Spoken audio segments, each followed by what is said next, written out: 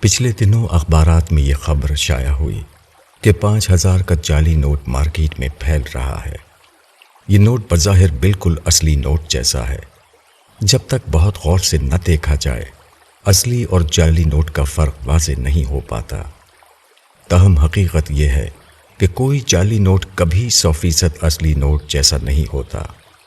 اصلی نوٹ حکومت کی اس ضمانت کے ساتھ جاری ہوتا ہے کہ جب کبھی کوئی شخص یہ نوٹ لے کر حکومت کے پاس جائے گا تو وہ اس کے عوض نوٹ پر لکھی ہوئی رقم کے مساوی قیمت اس کو دے گی۔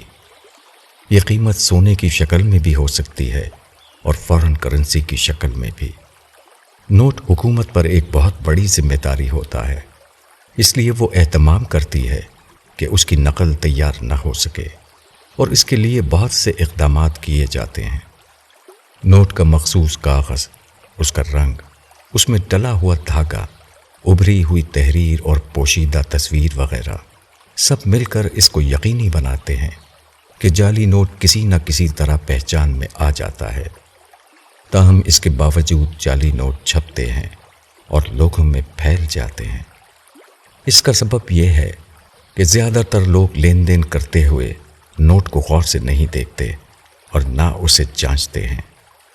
جس طرح جعل ساز لوگ جعلی نوٹ بناتے ہیں، اسی طرح شیاطین اور گمراہ لوگ جعلی عقائد اور مصنوعی شریعت بھی گھڑ کر لوگوں کے سامنے ہر دور میں پیش کرتے رہے ہیں۔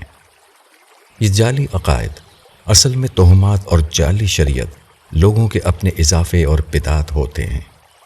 توہمات اور بدعات بلا شبہ کبھی ایمان اور شریعت کی جگہ نہیں لے سکتے۔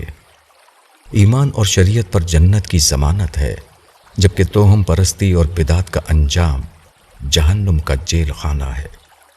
لیکن اس کے باوجود لوگ ان میں پھنس جاتے ہیں۔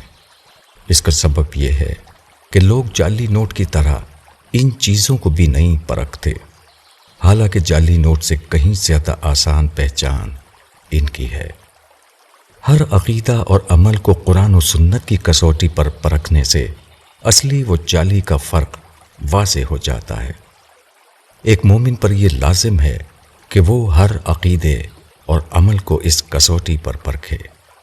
جس نے یہ کیا وہ جنت میں جائے گا، اور جس نے یہ نہ کیا اس کی کل کمائی کل قیامت کے دن جعلی نوٹ ثابت ہوگی۔ ابو یحییٰ۔